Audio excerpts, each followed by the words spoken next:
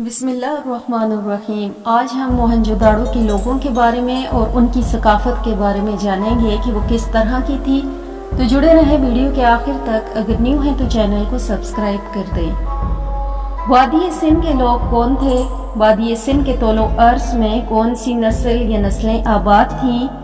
اس بارے میں پرانا تصور ہے کہ یہ لوگ دراوڑ تھے، ایشیا سے آئے تھے اور تہذیب سندھ کے زوال کے ساتھ ہی جنوب و مشرق کی طرف چلے گئے، لیکن موجودہ نظریہ اس سے مختلف ہے۔ اس میں اختلاف ان کی نسل ساخت کے بارے میں ہے، دراوڑ کہلانے کے بارے میں نہیں۔ ان لوگوں کی نسل جاننے کے بارے میں دو بڑے مآخذ ہیں: پتھر اور کانسی کے انسانی مجسمے۔ موہنجو-داڑو میں باقاعدہ قبریں نہیں ملی، 5 جگہوں پر لاشیں یکجا ملی اور لگتا ہے کہ یہ سب لوگ قتل ہوئے اور لاشیں اپنی جگہ پڑی پڑی مردود ایام سے دفن ہو گئیں۔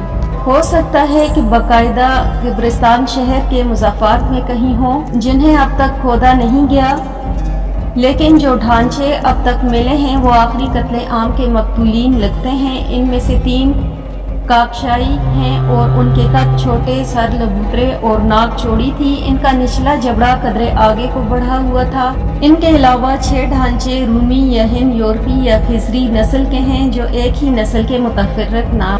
ان کے سر لبوترے مگر زیادہ نہیں، ناک لمبائی میں کم، تنگ اور اونچی تھی۔ ان کے نقوش پھیکے اور نفیس تھے۔ ان میں ایک مرد کا قد 5 فٹ 4.5 انچ اور عورت کا قد 4 فٹ 6 انچ ہے اور ایک دوسری عورت کا قد 4 فٹ 4 انچ ہے۔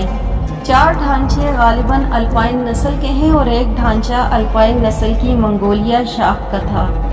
یہ واحد مرد ہے تو کوئی مسافر تھا یا پردیسی۔ اگرچہ وادی سندھ کی تہذیب تجارت و صنعت سے وابستہ متوسط طبقے کو ثابت کرتی ہے، لیکن سندھ سلطنت کا بنیادی معیشت لازماً زرعی تھی۔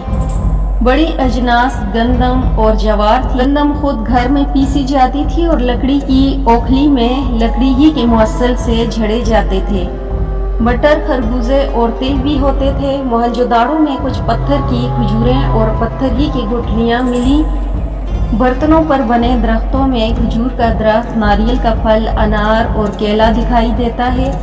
موہنجو-داڑو سے تانبے اور چاندی کی اشیاء کے ساتھ سوتی کپڑے کا ٹکڑا بھی ملا۔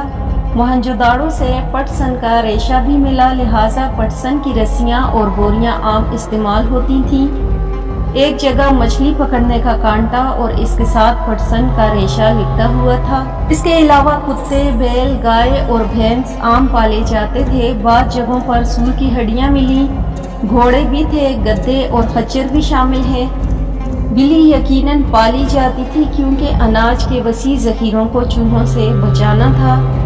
اس کے علاوہ دوسرے جانور یا پرندوں کے وجود کا جو ثبوت ملا، ان میں خرگوش، بندر، فاختہ، طوطے وغیرہ شامل ہیں۔ چھوٹے چھوٹے مٹی کے پنجرے ملے جن سے ظاہر ہوتا ہے کہ چھنکارنے والے جھینگے اور دوسرے موسیقار کیڑے پالے جاتے تھے، جیسا کہ چین میں رواج تھا۔ موہنجو-داڑو کی کھدائی سے ظاہر ہوتا ہے کہ یہ شہر بتدریج زوال پذیر ہوا۔ بارہا یہ شہر سیلاب سے تباہ ہوا اور ہر بار جب نئی تعمیرات ہوئیں تو ان کا معیار پہلے سے بہت ہی پست تھا۔ بڑے مکانوں کے ملبے پر چھوٹے اور گندے مکان بنے، بڑے اناج گھر کے اوپر چھوٹے چھوٹے گھٹیا مکان بنے اور دارالحکومت ایک وسیع و عریض کچی آبادی میں تبدیل ہو گیا۔ اس غربت کی وجہ سے کھیتوں کی زرخیزی میں کمی یا آبپاشی کے نظام کا آہستہ آہستہ نکارہ ہو جانا تھا، یا اینٹوں اور برتنوں کے بھٹیوں میں جلانے کے جنگلات کو کاٹ کاٹ کر ختم کر دینا سمجھا جاتا ہے، جس کی وجہ سے بارشیں کم ہوئیں اور خشک سالی ہو گئی۔ لیکن موہنجو-داڑو کی کھدائی شدہ سطحوں میں کم از کم 3 سیلابی کا ثبوت ملا ہے جس سے شہر بالکل تباہ ہو گیا۔ ہو سکتا ہے کہ اس تباہی نچلے حصے میں بھی آئی ہو۔ دریا نے واپس حملہ کیا اور شہر غرق ہو گیا۔ یہ ٹھہرے ہوئے پانی کی ہے، بہتے ہوئے پانی کی نہیں، جس کا مطلب ہے کہ دریا کے نچلے حصے کی زمین ارضیاتی تبدیلیوں سے اوپر اٹھی۔ یہ کمتر دستکار دہی کمی تھے جو سماج کی پست ترین سیڑھی پر تھے۔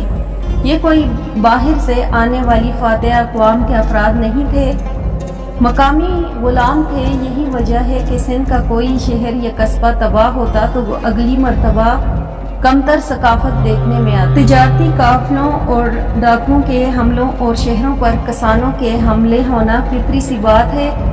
इन रोज़ रोज़ की बगावतों ने सल्तनत को बहुत कमज़ोर कर दिया। जगह जगह रियासती मशीनरी शिकस्त हुई। ये सूरत हाल थी जब आरिया के वहशी कबाइल मगरिब से दाखिल हुए और इनके पे दर पे हमलों ने सल्तनत की ईंट से ईंट